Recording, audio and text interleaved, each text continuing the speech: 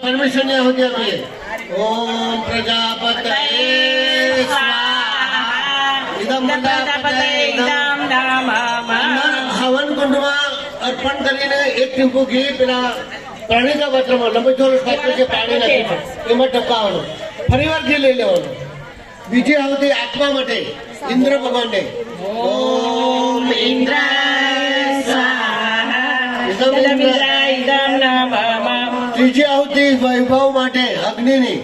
ઓમ અગ્નય સ્વાહા ઇદમ નમઃ વૈભવ હોય ને શાંતિ ના હોય તો એ શાંતિની પણ આહુતિ આપીએ ઓમ સોમાય સ્વાહા ઇદમ સોમાય ઇદમ નમઃ